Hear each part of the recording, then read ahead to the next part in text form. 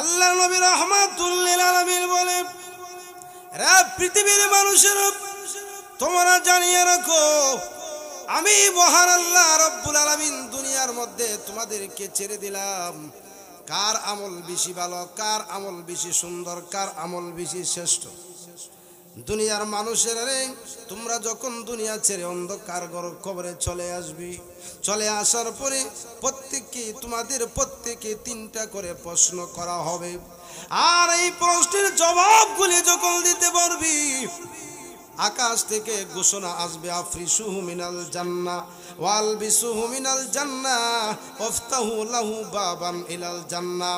আল্লাহর নবী বলে, আল্লাহ রাব্বুল আলামিন ফেরেশতাদেরকে ঘোষণা করবেন, ফেরেশতারা রে, আমার বান্দার কবরের মধ্যে জান্নাতের তুসুক পরাইয়া দাও, জান্নাতের তুসুক বিছাইয়া দাও, বান্দার গায়ে জান্নাতের লেবাস পরাইয়া দাও।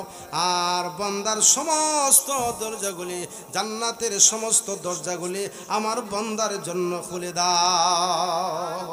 আল্লাহ রাব্বুল আলামিন বলে, এই পৃথিবী নামক দুনিয়া একদিন থাকবে না, এই পৃথিবী নামক দুনিয়া একদিন শেষ হয়ে যাবে।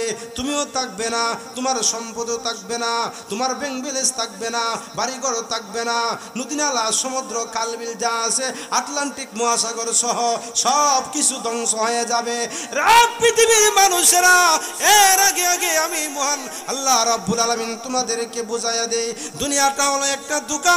এই ধোঁকার জিন্দেগিতে তাকিয়া তুমি যদি পরকালের জিন্দেগি তালাশ করতে থাকো, তুমি যদি পরকালের ভালো আমল লইয়া দুনিয়া থেকে নেক আমল কইরা যদি পরকালে যাইতে পারো, কবরে আসতে দেরি হবে। আমি আল্লাহ রাব্বুল আলামিন সাথে সাথে তোমার কবরটারে জান্নাতের বাগান বানায়া দিব।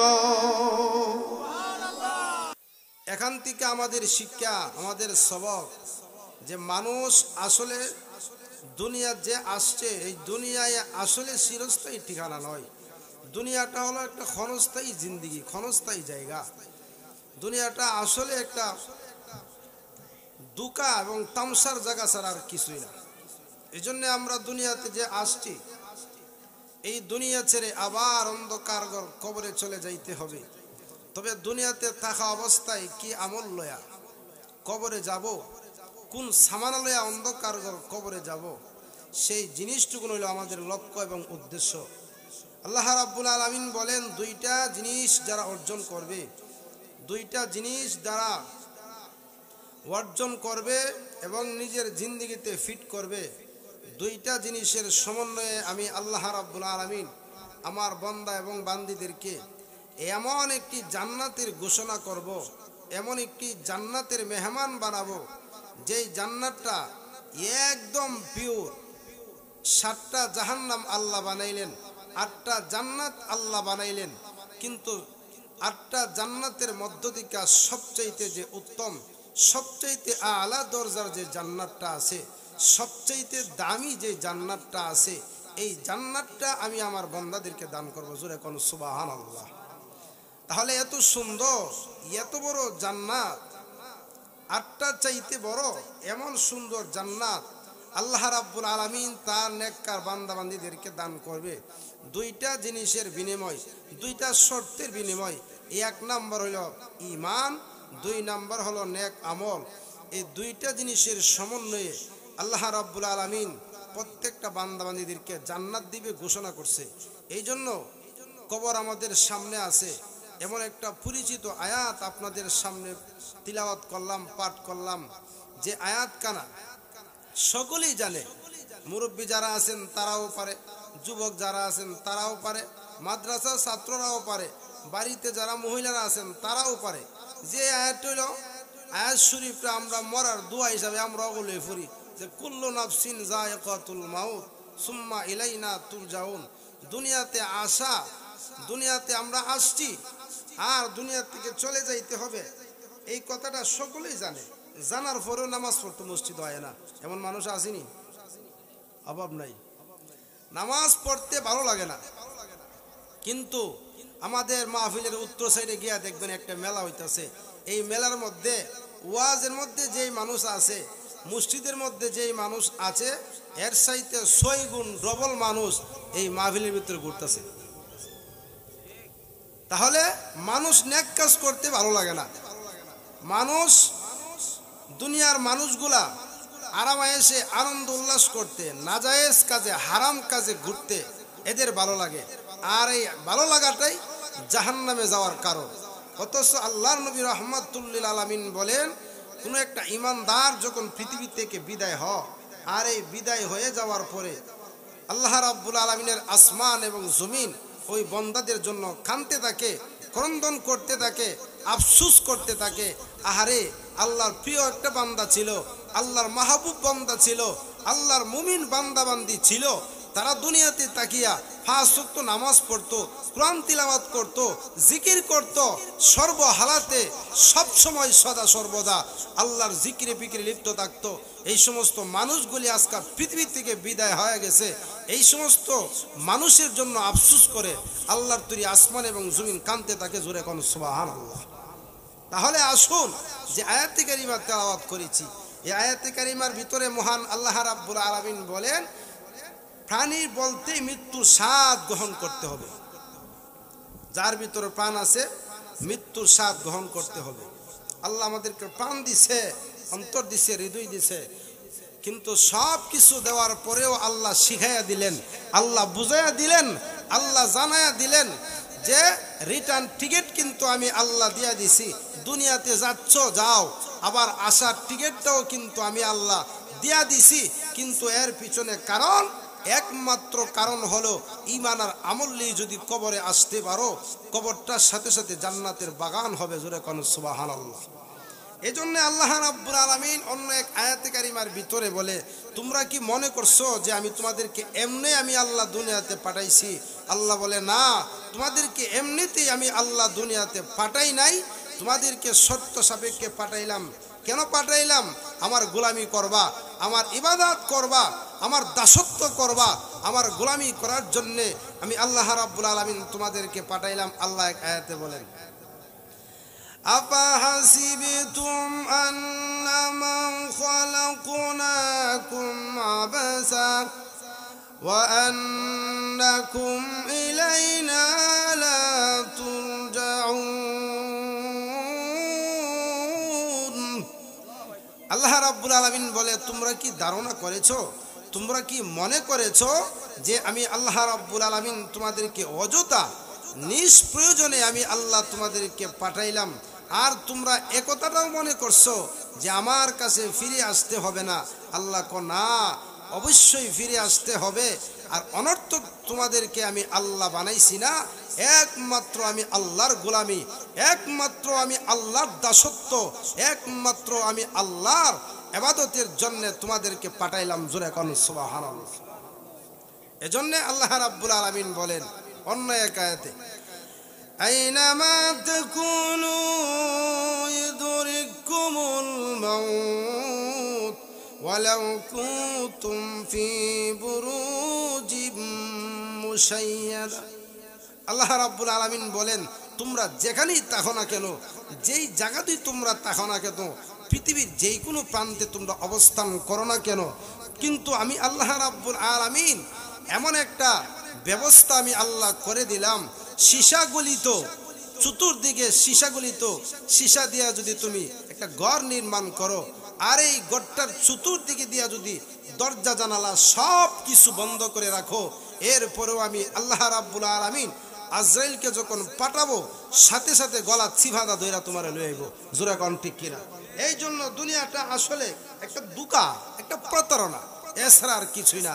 আল্লাহ আরেক আয়াতে বলে, ওয়ামাল হায়াতুদ দুনিয়া ইল্লা মাতাউল গুরুর। আল্লাহ রাব্বুল আলামিন বলেন, দুনিয়াটা দুকা, প্রতারণা ছাড়া আর কিছু না। অতএব তোমরা দুকার মধ্যে হইরা আখিরাতের জিন্দেগি, আখিরাতের অনন্ত সীমকালের জিন্দেগি, দুনিয়ার ক্ষণস্থায়ী জিন্দেগির পিছনে পইরা আখিরাতের জিন্দেগি তোমরা ধ্বংস করো না।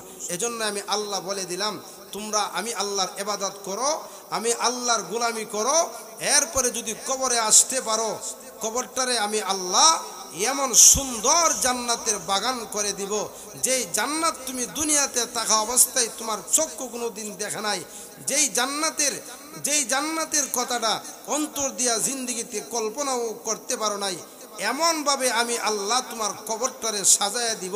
জোরে কোন সুবহানাল্লাহ। এজন্য আল্লাহ রাব্বুল আলামিন কুরআনুল কারীমের ভিতরে মহান আল্লাহ রাব্বুল আলামিন তার বান্দা বান্দীদেরকে জানায়া দিলেন, এই জগতের বান্দা বান্দীরা, আমি আল্লাহ রাব্বুল আলামিন তোমাদেরকে দুনিয়াতে পাঠাইলাম, এমনিতে তোমাদেরকে আমি আল্লাহ দুনিয়াতে ছেড়ে দেই নাই, দুনিয়াতে পাঠাই নাই। আমি আল্লাহ রাব্বুল আলামিন তোমাদেরকে পাঠাইছি পরীক্ষার হল নামক দুনিয়াতে আমি আল্লাহ পাঠাইছি। কোন একটা মানুষ যখন পরীক্ষার হলে যায়, পরীক্ষার হলে যাওয়ার আগে আগে ভালোভাবে লেখাপড়া করতে হয়, আর না হয় পরীক্ষা দিতে গেলে হুজুর অথবা ছাত্ররা যখন প্রশ্ন যখন হাতে পাওয়ার পরে প্রশ্নগুলি বুঝবে না, একমাত্র কারণ হইল লেখাপড়া ভালো করে না করার কারণে প্রশ্নগুলি ভালো করে বুঝে আসছে না। এই জন্য আল্লাহ রাব্বুল আলামিন বলে, এই দুনিয়াটা আমি আল্লাহ পরীক্ষার হল হিসেবে আমি আল্লাহ বানিয়েছি। এই দুনিয়া নামক পরীক্ষার হল থেকে যদি ভালো আমল লইয়া, ঈমান আর আমল লইয়া যদি অন্ধকার কবরে যাইতে পারো, আল্লাহর কসম করে বলি একটা মুহূর্তের জন্য আল্লাহ রাব্বুল আলামিন তোমার কবরের আযাবগুলি বন্ধ করে দিবে না, এমন না। মহান আল্লাহ রাব্বুল আলামিন সাথে সাথে তোমার কবরটারে জান্নাতের বাগান বানায়া দিবে। এজন্য কবরের সামানা তৈরি করা। আল্লাহ নবী রাহমাতুল লিল আলামিন বলে, রে পৃথিবীর মানুষের, তোমরা জানিয়ে রাখো আমি মহান আল্লাহ রাব্বুল আলামিন দুনিয়ার মধ্যে তোমাদেরকে ছেড়ে দিলাম। কার আমল বেশি ভালো, কার আমল বেশি সুন্দর, কার আমল বেশি শ্রেষ্ঠ? দুনিয়ার মানুষের, তোমরা যখন দুনিয়া ছেড়ে অন্ধকার কবরে চলে আসবি, চলে আসার পরে তোমাদের প্রত্যেকে 3টা করে প্রশ্ন করা হবে। আর এই প্রশ্নের জবাবগুলি যখন দিতে পারবি, আকাশ থেকে ঘোষণা আসবে, আফরিসুহু মিনাল জান্নাহ ওয়ালবিসুহু মিনাল জান্নাহ ওয়াফতাহু লাহু বাবান ইলাল জান্নাহ। আল্লাহর নবী বলে, আল্লাহ রাব্বুল আলামিন ফেরেশতাদেরকে ঘোষণা করবেন, ফেরেশতারা রে, আমার বান্দার কবরের মধ্যে জান্নাতের তুসুক পরাইয়া দাও, জান্নাতের তুসুক বিছাইয়া দাও, বান্দার গায়ে জান্নাতের লেবাস পরাইয়া দাও, আর বান্দার সমস্ত দরজাগুলি, জান্নাতের সমস্ত দরজাগুলি আমার বান্দার জন্য খুলে দাও। এজন্য বাইরে বলতেছিলাম, আল্লাহর একজন পয়গম্বরের নাম ছিল হযরত দাউদ আলাইহিস সালাতু ওয়াস সালাম। হঠাৎ করে দাউদ পয়গম্বরের কাছে মালাকুল মউত আজরাইল এসে উপস্থিত। আল্লাহর পয়গম্বর দাউদ আলাইহিস সালাতু ওয়াস সালাম ডাক দিয়া বলেন, তুমি কে, তোমার পরিচয় কি? মালাকুল মউত আজরাইল আলাইহিস সালাম তখন বলে, আমি হইলাম এমন একজন ব্যক্তি, দুনিয়ার পৃথিবীর কোনো মানুষ আমার হাত থেকে রেহাই পায় নাই। দাউদ আলাইহিস সালাতু ওয়ালাম বুঝতে পেরেছি, তাহলে তুমি কি মালাকুল মউত আজরাইল? বলে, হ্যাঁ আমি মালাকুল মউত আজরাইল। দাউদ আলাইহিস সালাম বলে, তাহলে তুমি কেন আমার ঘরের ভিতরে ঢুকছো? আমার ঘরের ভিতরে কামরার ভিতরে কেন তুমি প্রবেশ করেছো?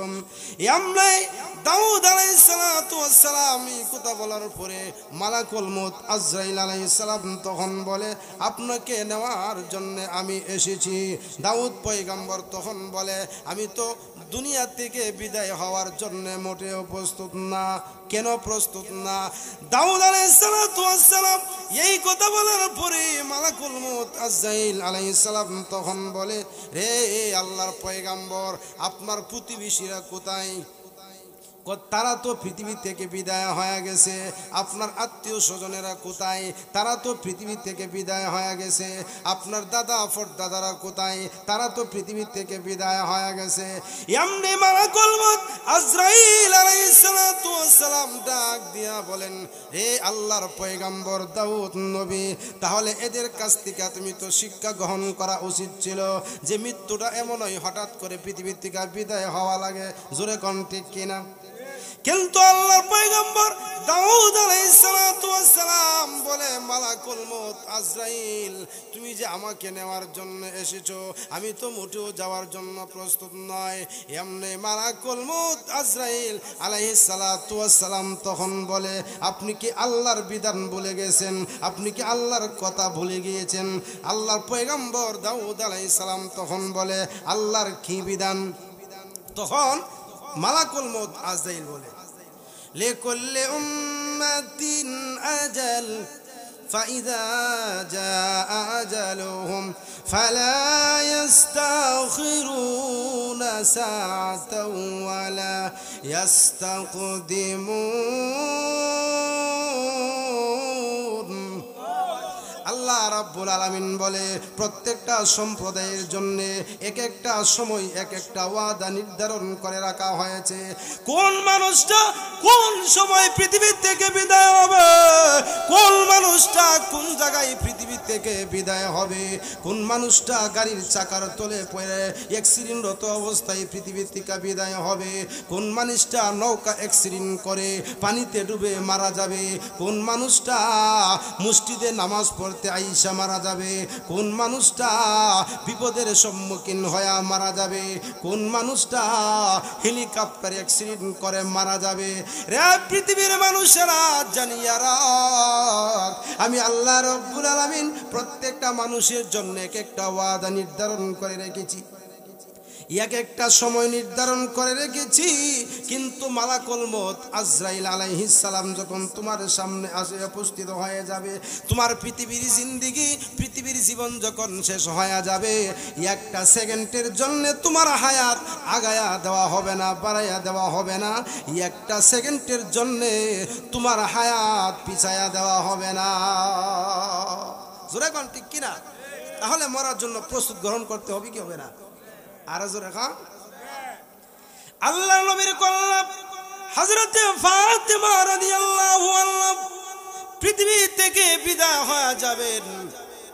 পৃথিবী থেকে বিদায় হয়ে যাওয়ার আগ মুহূর্তে বলে গেলেন, স্বামী গো, আমি যখন পৃথিবী থেকে বিদায় হয়ে যাব, কয়েকজন সাহাবায়ে কেরামকে দিয়ে আমার জানাজার নামাজটা পড়ায়া আমাকে কবরস্থ করে দিন। আল্লাহ নবীর কন্যা ফাতেমা রাদিয়াল্লাহু আনহা পৃথিবী থেকে বিদায় হয়ে গেলেন। আল্লাহ নবীর জামাতা হযরতে আলী রাদিয়াল্লাহু আনহু কয়েকজন সাহাবীকে একত্রিত করলেন ফাতেমার জানাজা সম্পূর্ণ করার জন্য। কিন্তু উপস্থিত সাহাবায়ে কেরামের মধ্য থেকে একজন সাহাবী ছিল, যার নাম ছিল আবু যর গিফারি রাদিয়াল্লাহু তাআলা আনহু। ফাতেমার কবরের কাজ যখন সমাধা হয়ে গেছে, তখন উপস্থিত যেই সমস্ত সাহাবায়ে কেরাম ছিল, এদের মধ্য থেকে একজন ছিল আবু যর গিফারি। তিনি খালি গায়ে লাফ দিয়া কবরের ভিতরে নেমে কবরের ভিতরে গড়াগড়ি করে আর কবরকে ডাক দিয়ে বলে, রে কবর, তুমি কি জানো তোমার এই কবরের ভিতরে কাকে রাখবো? তোমার এই কবরের ভিতরে রাহমাতুল লিল আলামিনের কন্যা ফাতেমাকে রাখবো। সাবধান, তুই কিন্তু ফাতেমার সাথে বেয়াদবি করবি না। কবরের কাছ থেকে কোনো জবাব আসে না। এমনি আবু যর গিফারি রাদিয়াল্লাহু আনহু দ্বিতীয়বার ডাক দিয়া বলে, কবর রে, তুই কি জানোস তোর ভিতরে কাকে রাখবো? তোর ভিতরে যাকে রাখবো রে, তিনি হইলেন হাসান আর হুসাইনের আম্মা। আল্লাহু আকবার, জোরে বলেন। 3 নম্বর আবু যর গিফারি রাদিয়াল্লাহু আনহু বলে, রে কবর, তুই কি জানোস তোর ভিতরে কাকে রাখবো? তুই কি জানোস তোর ভিতরে যাকে রাখবো? তিনি হইলেন হযরতে আলীর স্ত্রী, যিনি জান্নাতের ভিতরে সমস্ত নারীদের সর্দারনী হবে। আল্লাহু আকবার, জোরে বলেন। আবু যর গিফারি বলেন, 4 নম্বর বললেন, এ কবর, তুই কি জানোস তোর ভিতরে কাকে রেখে যাব? তোর ভিতরে দুনিয়ার কোনো সাধারণ মহিলাকে রাখবো না, তোর ভিতরে দুনিয়ার সাধারণ কোনো মহিলাকে রাখবো না, দুনিয়ার সাধারণ কোনো নাফাক মহিলাকে রাখবো না। রে কবর, তোর ভিতরে এমন একজন ব্যক্তিকে রেখে যাব যিনি হইলেন বিশ্বনবী রাহমাতুল লিল আলামিনের কলিজা টুকরা ফাতেমা। আল্লাহু আকবার, জোরে বল। যেই মাত্র ফাতেমার পর্যন্ত গেছে, এমনি মুহূর্তের ভিতরে মহান আল্লাহ রাব্বুল আলামিন কবরের জবান খুলে দিলেন। কবর তখন মানুষের মতন কথা বলে, কবর তখন গম্ভীর আওয়াজ দিয়ে বলে, রে আবু যর, রে আল্লাহর নবীর সাহাবী, আমি ফাতেমাকে চিনি না, আমি হাসান হুসাইনের মাকে আমি চিনি না, আলীর স্ত্রীকে আমি চিনি না। আমার ভিতরে যেই ব্যক্তি আসবে ঈমান আর আমল লয়া যদি আসতে পারে, সাথে সাথে কবরটা জান্নাতের বাগান হবে। আমি কবর তার সাথে ভালো আচরণ করব, ভালো ব্যবহার করব। আর না হয় কবরের এক পাশের মাটি পৃথিবীর এক প্রান্তে চলে যাবে, আর এক পাশের মাটি পৃথিবীর আগ প্রান্তে চলে যাবে। এমন জোরে চাপ দেওয়া হবে, এমন জোরে চাপ দেওয়া হবে। আর না হয় যদি আমার ভিতরে যদি আসার সময়, আসার আগে যদি ঈমান আর আমল লয়ে আসতে পারে, আল্লাহর কসম করে বলি কবরটার সাথে সাথে জান্নাতের বাগান হয়ে যাবে। জোরে কোন সুবহানাল্লাহ। কবরের ভিতর থেকে এই কথা শোনার পরে আবু যর গিফারি রাদিয়াল্লাহু আনহু কবরের ভিতরে যে আসিল, লাভ দিয়া ফালদা কবরের ভিতর থেকে বাইরিয়া ফাতেমার জানাজার নামাজ পড়া বাড়ি ঘর যা আসিল সব কিছু ছেড়ে দিয়া আল্লাহর জন্য পাগল হয়ে গেছে। জোরে কোন সুবহানাল্লাহ। কিতাবে উল্লেখ করা হয়েছে, যতদিন পর্যন্ত আবু যর গিফারি রাদিয়াল্লাহু তাআলা আনহু পৃথিবীতে বেঁচে ছিলেন, আর তিনি কবরের চিন্তা করতে করতে তিনি বাড়ির যে ফ্যামিলির যে একটা দায়িত্ব আছেন সব কিছু ছেড়ে দিয়েছে। জোরে কোন সুবহানাল্লাহ। তাহলে চিন্তা করেন, কবরের বই সাহাবায়ে কেরামকে আল্লাহ রাব্বুল আলামিন আশারায়ে মুবাশশারা এমন 10 জন সাহাবীদেরকে আল্লাহ দুনিয়াতে থাকা অবস্থায় জান্নাতের সার্টিফিকেট দিয়েছে। তাদের ভিতরে যদি এমন আল্লাহর বই ছিল, কবরের বই এমন ছিল, আমরা তো ওনার উম্মত, নবীজির উম্মত। জোরে কোন ঠিক না?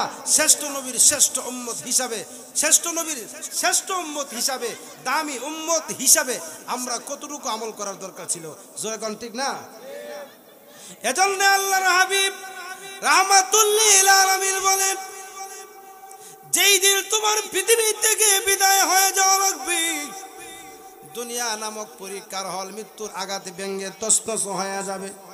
হাজারবার চেষ্টা করবা, কিন্তু চেষ্টা করার পরেও তোমাকে আর দুনিয়ায় পাঠানো হবে না। বান্দা তখন বলবে, প্রভু গো, দুনিয়াতে আমাকে বারবার পাঠাইয়া দেন, আবারও পাঠাইয়া দেন। আল্লাহ রাব্বুল আলামিন বলবে, না, তোমাকে আর দুনিয়াতে পাঠানো হবে না, তোমাকে আর পাঠানো হবে না। একবার পাঠাই দেখছি, তুমি কোন আমল লয়া দুনিয়া থেকে কবরের জগতে আসছো। আল্লাহ বলবে, না, তোমাকে আর পাঠাবো না। বন্দা বলবে, আল্লাহ আমারে পাঠাও।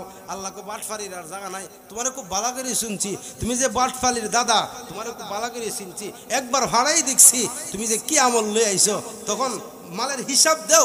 বান্দা তখন বলবে, আল্লাহ, ব্যাংক ব্যালেন্স যা ছিল সব দুনিয়াতে জমাই আইছি, ব্যাংক ব্যালেন্স রেখে আসছি, আমাকে আরেকবার ফাটাও, সব আমি আল্লাহর রাস্তায় দান করে আমো। আল্লাহ আর সুযোগ দেওয়া হইতো না। কি বলেন, আর সুযোগ দেওয়া হবে? দুনিয়াতে আসছেন প্রথম শেষ, এখনই প্রথম, এখনই শেষ। জোরে কোন ঠিক কিনা? এজন্য আপনি যদি ওই সময় প্রশ্ন করেন, আল্লাহ প্রশ্নের জবাব দিয়ে দিব যে আমি বলছিলাম না দুনিয়াটা একটা ধোঁকা, দুনিয়াটা একটা প্রতারণা। আসলে ধোঁকা, স্বপ্নের মতো দুনিয়াটা। ঘুম থেকে অনেক ঘুম থাকা অবস্থায় অনেক কিছু দেখছেন, যেই মাত্র ঘুম ভাঙছে সব কিছু শেষ হয়ে গেছে। জোরে কোন ঠিক কিনা? তাহলে দুনিয়াটা একটা ধোঁকা ছাড়া আর কিছুই না। জোরে কোন ঠিক না? হযরত খাদিজা রাদিয়াল্লাহু আনহা পৃথিবীর থেকে বিদায় হয়ে যাওয়ার আগে স্বামীরে বলতেছে, হুজুর, আমি আপনার সাথে 25 বছর সংসার করলাম, আমি আপনার কাছে 25 বছরের ভিতরে কোনো কিছু চাই না, কোনো কিছু চাইলাম না। তবে আমি পৃথিবী থেকে বিদায় হয়ে যাব এর আগ মুহূর্তে আমি আপনার কাছে 3টা জিনিস চাই। 3টা জিনিস আপনি আমারে দিবেন। আগে বলেন জোরে কোন সুবহানাল্লাহ। 3টা জিনিস আপনি আমাকে দিবেন কিনা এই ওয়াদা আমার সাথে করেন। আল্লাহর নবী রাহমাতুল লিল আলামিন বললেন, রে খাদিজা বই করো না, পেরেশানি তো হয় না, চিন্তা বরণ করিও না। আমি বিশ্ব নবী তোমার সাথে ওয়াদা দিলাম, তুমি বলো তোমার তিনটা কি দরখাস্ত। খাদিজা তখন বললেন, ওগো নবীজি, আমি যখন পৃথিবী থেকে বিদায় হয়ে যাব, আপনি নিজে আমার জানাজার নামাজটা পড়াইবেন। আল্লাহু আকবার। নবী নিজে যদি জানাজা পড়া, দাম আছে না নাই? আরো জোরে খান। 2 নম্বর খাদিজা বলেন, ইয়া রাসূলুল্লাহ, ইয়া হাবিবাল্লাহ, গো আল্লাহর নবী, আমি যখন পৃথিবী থেকে বিদায় হয়ে যাব, আপনার জুব্বা মুবারক দিয়ে আমার কাফনের কাপড়টা পরাইয়া দিয়েন। আমার খাদিজার বিশ্বাস হয়, আপনার জুব্বা মুবারক যদি আমার গায়ে লাগে, আপনার জুব্বা মুবারক দিয়ে যদি আমার কাফনের ব্যবস্থা করেন, মনে হয় আপনার জুব্বা মুবারকের বরকতে ওই কবরের মাটি আমি খাদিজাকে আর চাপ দিতে পারবে না। আল্লাহু আকবার, জোরে বলেন। 3 নম্বর খাদিজা বলে, ইয়া রাসূলুল্লাহ, ইয়া হাবিবাল্লাহ, ওগো আল্লাহর নবী, আমি যখন পৃথিবী থেকে বিদায় হয়ে যাব, আমাকে যখন অন্ধকার ঘর কবরে রাখবেন, রাখার পরে সকলে যখন চলে আসবে, আপনি তখন চলে আসবেন না, কবরের পাশে বসে থাকবেন। মালামুন কাল্লাকিন ফেরেশতা এসে যখন আমাকে প্রশ্ন করবে, আমাকে প্রশ্ন করবে, সওয়াল করবে, আমি মালাকুল মউত, আমি তখন মুনকার নাকির ফেরেশতাকে দেখে যদি আমি ঘাবড়ায়া যাই, আমি যদি বই পাওয়া যায়, তাহলে আপনি বসে তাকিয়া আমি খাদিজার প্রশ্নের জবাবগুলি দিয়া দিয়ে। সুবহানাল্লাহ, জোরে। তাহলে স্বামীর কাছে হযরতে খাদিজা কি করছে? 3টা আবদার করছে। আর আমাদের স্ত্রীরা স্বামীর কাছে কি চায়? জোরে কর না, কত কিছু চায়। না দিলে ফুন্দা করে দেখো, আজ খাওয়ার দরকার নাই। জোরে কন ঠিক কিনা? এই জন্য স্বামীর কাছে, ও মা বোনেরা যারা আছেন পর্দার ভিতরে, স্বামীর কাছে এমন জিনিস চাইতে হবে, স্বামীর কাছে এমন জিনিস চাইতে হবে, স্বামীর মনে যেন কষ্ট না যায়। স্বামীর মনে যদি কষ্ট যায়, আর স্বামী যদি আল্লাহর ডাক দে, আর তোমার ব্যাপারে বিরুদ্ধে মারে গুলি, কিন্তু বন্দুকের গুলি মিস হবে। স্বামীর দোয়া স্ত্রীর প্রতি, বন্দুকের গুলি মিস হইতে পারে, কিন্তু বদদোয়া মিস হইতে পারে না। এই জন্য আল্লাহর নবী হাদিসে বলেন, স্ত্রীর জান্নাতটা হইল স্বামীর পায়ের নিচে। জোরে কোন সুবহানাল্লাহ। এই জন্য মা বোন যারা আছেন, ওয়াজ শুনতেছেন, ওয়াজ বেশি শোনার দরকার নাই, 2-4টে কথা যদি আমল করতে পারেন, এইগুলি নাজাতের ওসিলা হবে। জোরে কোন ঠিক কিনা? এই জন্য এমনও ঘর আছে, ঘরের মধ্যে শান্তি নাই, স্বামী স্ত্রীর মধ্যে দ্বন্দ্ব। জোরে কোন ঠিক না? স্ত্রী স্বামীরে মানে না, স্বামী স্ত্রীরে মানে না। কেমনে মানবো? কেমনে মানবো? তারা একজন আরেকজনকে দাম দেয় না। একজনের নামাজ যদি পড়ে আরেকজনে পড়ে না, আরেকজনের নামাজ পড়লে আরেকজনে পড়ে না। কেমনে পড়বো? আসলে হালালের যে তরিকা, হালাল খাবার আমাদের পেটে যায় না। মূল কারণ হইল এটা, মূল সেন্টার যদি ঠিক না থাকে, তাহলে অন্য তো ঠিক থাকবো। আরো জোরে কোন। আপনি এখান থেকে বাসে উঠছেন, যাইবেন ঢাকা, হন যিনি ড্রাইভিং করবেন উনি যদি গাড়ির মধ্যে বৈশা ঘুমা, যাত্রীরা কই যাবো? খালো ছাড়ার কোনো ভয় আছে? এই জন্য যেই ব্যক্তি গাড়ি চালাইবেন, যেই ব্যক্তি গড়টারে প্রতিষ্ঠিত করবেন স্বামী হিসাবে, অবশ্যই তারে মুরব্বী হিসাবে ইজ্জত দিতে হবে, সম্মান দিতে হবে। জোরে কোন ঠিক নেই? এই জন্য হযরত ওমর রাদিয়াল্লাহু আনহু বলে, আমরা 10 জন ব্যক্তি আল্লাহর নবী রাহমাতুল লিল আলামিনের কাছে বসা ছিলাম, অবস্থিত ছিলাম। এমন সময় একজন আনসারী ব্যক্তি দাঁড়ায়া গেছে, আনসারী সাহাবী দাঁড়ায়া গেছে, দাঁড়ায়া বলে, ইয়া রাসূলুল্লাহ, ইয়া হাবিবাল্লাহ, আল্লাহর নবী গো, এই পৃথিবীতে সবচেয়ে উত্তম মানুষ কোনটা? এই পৃথিবীতে সবচেয়ে দামি মানুষ কোনটা? আল্লাহর নবী তখন বললেন, পৃথিবীতে সবচেয়ে দামি, সবচেয়ে উন্নত, সবচেয়ে শ্রেষ্ঠ মানুষ হইল ওই ব্যক্তি যেই ব্যক্তি বেশি বেশি করে মরণের কথা স্মরণ করে, যেই ব্যক্তি বেশি বেশি করে মরণের কথা স্মরণ করে এবং কবরে যাওয়ার জন্য প্রস্তুতি গ্রহণ করে। আল্লাহু আকবার, জোরে বলেন। চিন্তা করে দেখেন, আল্লাহ রসুল বলেন ওই ব্যক্তি সবচেয়ে দামি, ওই ব্যক্তি সবচেয়ে শ্রেষ্ঠ যেই ব্যক্তি বেশি বেশি করে মরণের কথা স্মরণ করে। আর যেই ব্যক্তি বেশি বেশি করে মরণের কথা স্মরণ করে, এই ব্যক্তি সবচেয়ে দামি। এই জন্যই যেই ব্যক্তি মরণের কথা বেশি বেশি স্মরণ করে, এই ব্যক্তি জিন্দিগিতে নামাজ ছাড়তে পারে না। জোরে কোন ঠিক নেই? জীবনে কোনোদিন গুনার কাজে জড়িত হতে পারে না। এই জন্য আল্লাহ রসুল বলেন এই ব্যক্তি সবচেয়ে দামি যেই ব্যক্তি মরণের কথা বেশি বেশি করে স্মরণ করে এবং মরার জন্য প্রস্তুতি গ্রহণ করে। যে কোনো সময় মালাকুল মউত আজরাইল আমার আপনার সামনে এসে হাজির হতে পারে, অবস্থিত হতে পারে। জোরাকান ঠিক না? যেমন দাউদ আলাইহিস সালামের কাছে হঠাৎ করে আইসা পড়ছে। দাউদ পয়গম্বর বলতেছে আমি তো মরার জন্য প্রস্তুত না। তো কেন প্রস্তুত না? তোমার আত্মীয় স্বজনেরা যেইভাবে মরছে তুমি তো এইভাবেই পৃথিবী থেকে বিদায় হইবা।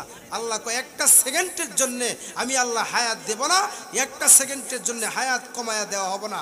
আল্লাহ রাব্বুল আলামিন যেইভাবে যে নির্ধারণ করেছেন সেই নির্ধারণ অনুযায়ী তোমার হায়াতের জিন্দেগি শেষ হবে। আল্লাহর হুকুমে, আল্লাহর অর্ডারে মালাকুল মউত আজরাইল আমার আবার সামনে হাজির হবে। জোরে কোন ঠিক কিনা?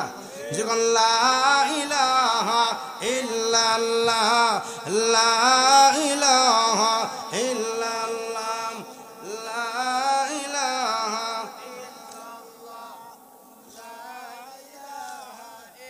ইল্লাল্লাহ, লা ইলাহা ইল্লাল্লাহ, লা ইলাহা ইল্লাল্লাহ। মহব্বতে বলেন লা ইলাহা ইল্লাল্লাহ, ইল্লাল্লাহ, লা ইলাহা ইল্লাল্লাহ, লা ইলাহা।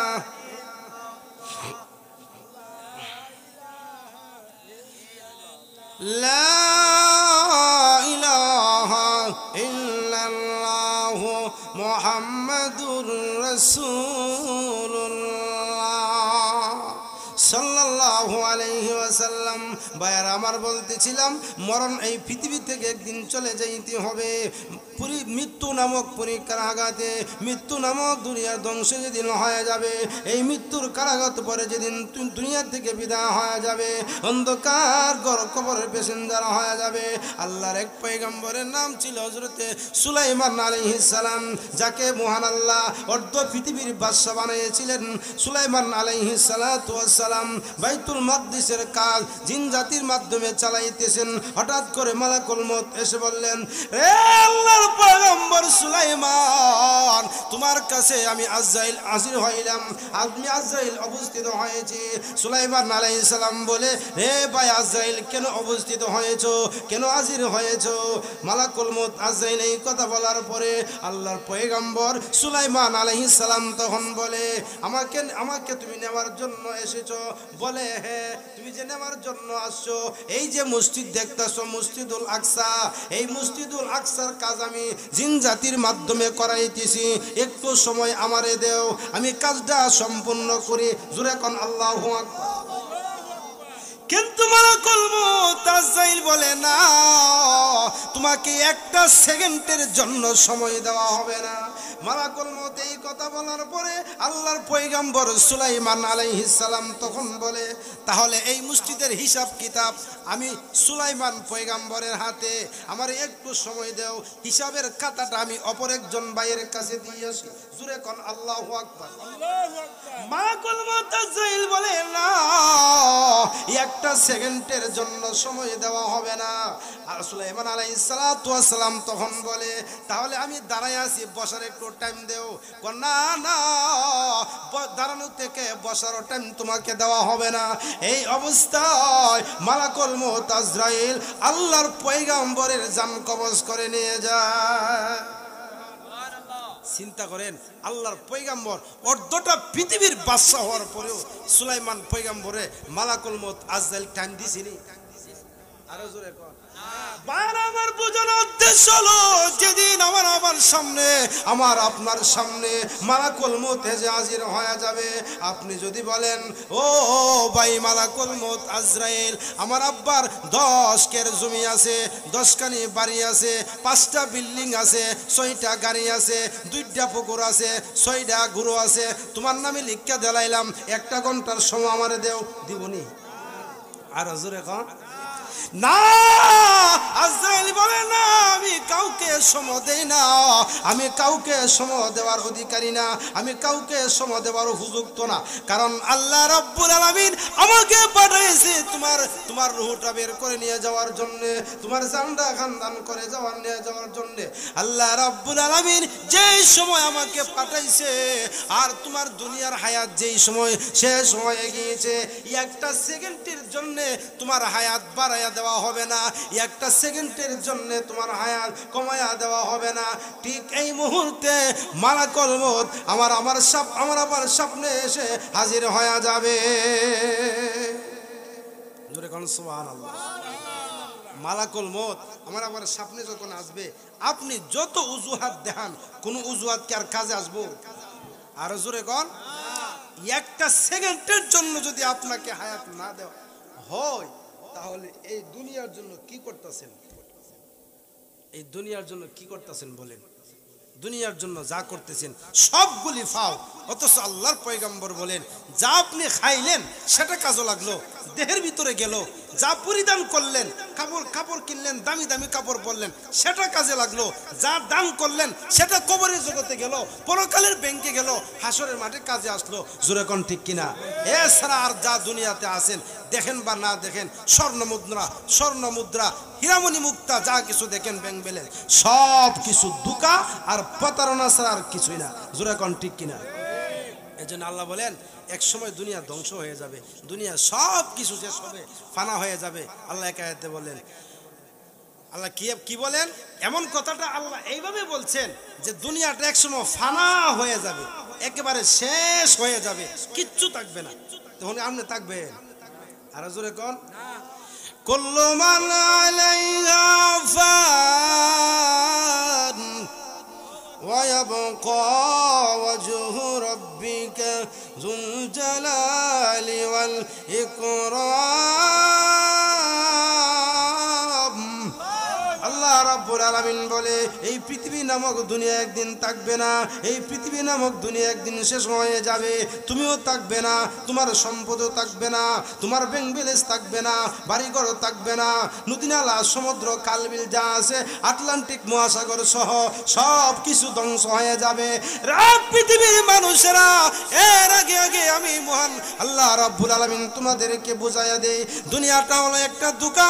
এই ধোঁকার জিন্দেগিতে তাকিয়া তুমি যদি পরকালের জিন্দেগি তালাশ করতে থাকো, তুমি যদি পরকালের ভালো আমল লইয়া দুনিয়া থেকে নেক আমল কইরা যদি পরকালে যাইতে পারো, কবরে আসতে দেরি হবে। আমি আল্লাহ রাব্বুল আলামিন সাথে সাথে তোমার কবরটারে জান্নাতের বাগান বানায়া দিব। আর না হয় কবরে গেলে তিনটা প্রশ্নের জবাব যদি না দিতে পারেন, এমন কোনো বাপের বেরো নাই যে হাসরের মাঠ থেকে সইরা আরেক জায়গায় যাইব গা। জোরে কোন ঠিক না? কিছু বন্ড আছে, মানুষ এমনি নামাজ পড়ে না, এমনি তারা নেক আমল করতে চায় না। আরো কিছু বন্ড আছে, দাজ্জাল মার্কা বন্ড। এই বন্ডরি গান বানায়া মানুষের ইমানদারের কৌশলে নিতেছে। জোরে কোন ঠিক না? বন্ড গান গা। দাজ্জালেরই চালায় আবার বাহির হইল ভাই, উষা জায়গা দেখলে তারা মাজার বানাইলাই। জোরে কোন ঠিক নেই? কিছু দাজ্জাল বাইরিছে, উষা জায়গা দেখলে। জোরে কোন ঠিক নেই? আরেক বন্ড চট্টগ্রামের মাইনুদ্দিন, বড় খারাপ মাইনুদ্দিন। এনে যদি কেউ মাইনুদ্দিন তাহেন রাগ করেন না, কিন্তু আমি মাইনুদ্দিন না, চট্টগ্রামের মাইনুদ্দিন। জোরে কোন ঠিক না? চট্টগ্রামের মাইনুদ্দিনে কি বিদেতলে একসাথে আড্ডা দে আর নাফরমানি আর জিনার আড্ডার আখড়া। সে বলে কি, ও সাইড তরিকার বায়ো, আরে মরণকালে ডুলবাসি বাজায়। আসরা নাই? নাউজুবিল্লাহ। জোরে চিন্তা করেন, সাইড তরিকার বায়ো, মরণকালে ডুলবাসি বাজায়। এই পর্যন্ত শুনছেন কোন হুজুরের জবান থেকে, কোন হুজুরের মুখ থেকে যে হুজুরে আজকে ওয়াজ করে গেছে মরার সময় ডুল নাগার চিল্লে তারা দাফন করে? এমন ওয়াজ আছে নাকি? বার আমার আল্লাহর হাবিব রাহমাতুল লিল আলামিন হাদিসের ভিতরে এই কথাটা বুঝাইতে চান। কোনো মানুষের মৃত্যু যখন নিকটে এসে, কোনো মানুষের সাকরাত যখন আরম্ভ হয়ে যায়, কোনো মানুষ যখন পৃথিবী থেকে বিদায় হওয়ার সময় হয়ে যায়, তার কাছে বসে, তার মাতার কাছে বসে কালিমার তালকিন দিবা। আল্লাহু আকবার জোরে বলেন।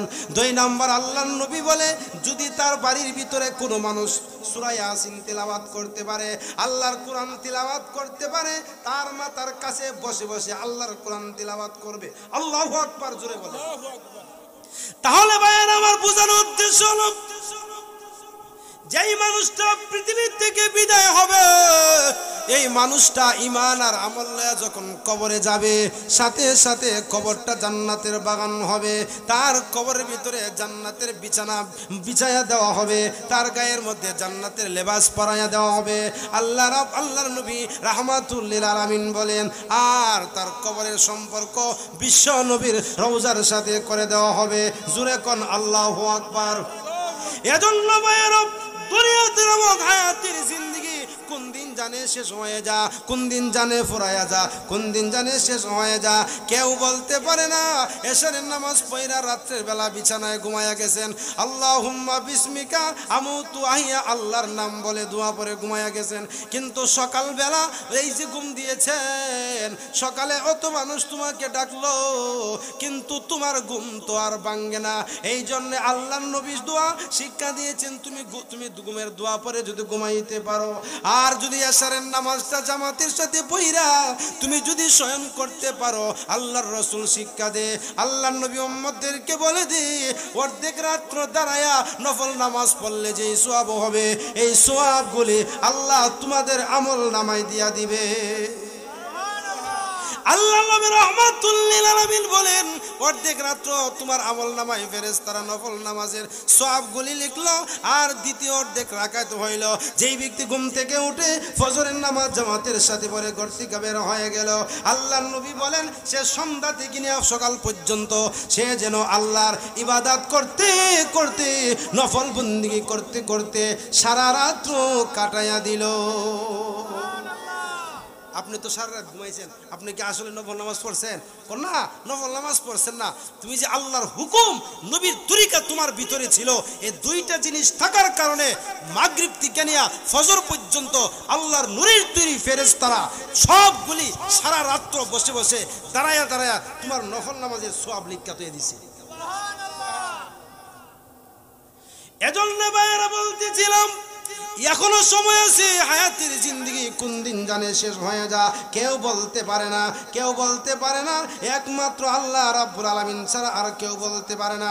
এখনো সময় আছে, তওবা করো, আল্লাহর কাছে কান্নাকাটি করো। আজকের মাহফিল থেকে শিক্ষা হলো, প্রভু আর জিন্দেগিতে কোনোদিন নামাজ ছাড়তাম না, আর জিন্দেগিতে কোনোদিন হারাম খাইতাম না, আর জিন্দেগিতে কোনোদিন মিথ্যা কথা বলতাম না, আর জিন্দেগিতে কোনোদিন মা বাবার নাফরমানি করতাম না, আর জিন্দেগিতে কোনোদিন মানুষের সাথে দ্বন্দ্ব করতাম না। রাজি আসিনি?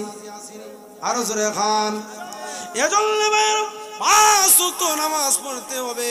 আল্লাহর নবী রাহমাতুল লিল আলামিন বলেন, আল্লাহর নবীর একজন সাহাবী যার নাম ছিল আবু যর গিফারি রাদিয়াল্লাহু তাআলা আনহু। আল্লাহর নবী শীতকালে, শীতের মৌসুমে ঘর থেকে একদিন বাহির হইলেন। বাহির হওয়ার পরে দেখে গাছের পাতাগুলি জর্জর করে পড়তে আছে। আল্লাহর নবী হাত মুবারক দিয়া গাছের মধ্যে ধরলেন, ডালের মধ্যে ধরলেন, ধরার পরে দেখা যায় গাছের পাতাগুলি আরো বেশি করে ঝরতেছিল। আল্লাহর নবী বললেন, আবু যর রে আবু যর, তুমি তাকায়া দেখছো নি গাছের পাতাগুলি কিভাবে ঝরতেছে? আল্লাহর নবী সাহাবী বলে, ওগো নবীজি, আমি তো দেখতেছি গাছের পাতাগুলি কিভাবে ঝরতেছে।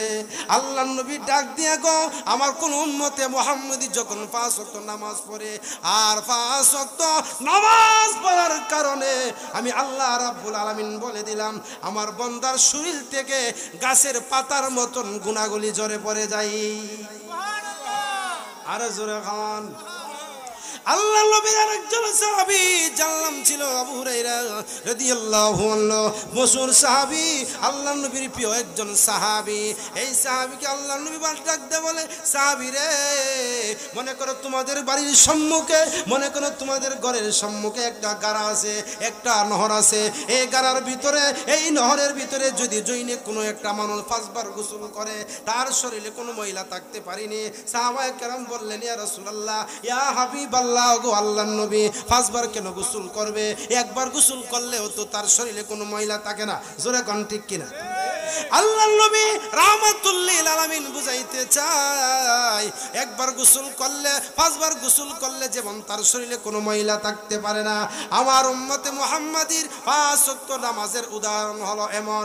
আমার উম্মতে মুহাম্মাদি যেই ব্যক্তি 5 ওয়াক্ত নামাজ আদায় করবে, 5 ওয়াক্ত নামাজ আদায় করার কারণে তার শরীরে কোনো গুনাহ থাকতে পারে না।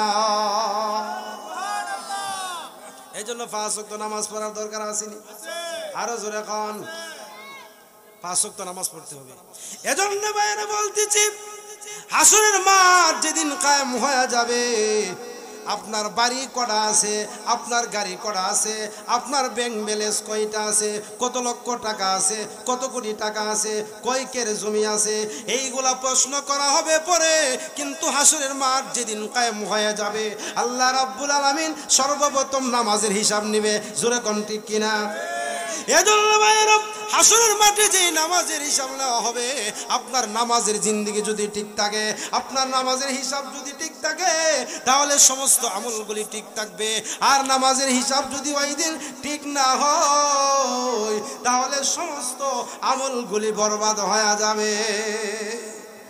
এই জন্য কোন নাউজুবিল্লাহ, এই জন্য নামাজ পড়ার দরকার আছে না নাই?